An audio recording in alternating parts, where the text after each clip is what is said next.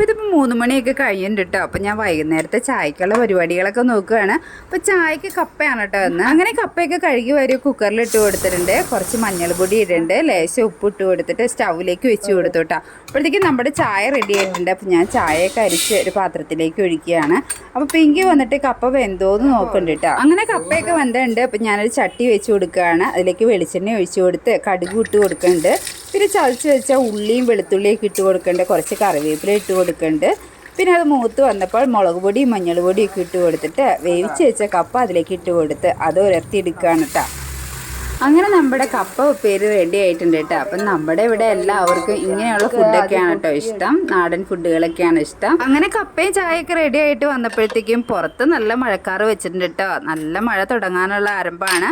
അപ്പം എന്തൊക്കെയായാലും ഇന്നത്തെ ഈവനിങ് ഇങ്ങനെയൊക്കെയായിരുന്നു. അപ്പോൾ ഇത്രയൊക്കെ ഉള്ളൂ നമ്മുടെ വിശേഷം. ബായ്.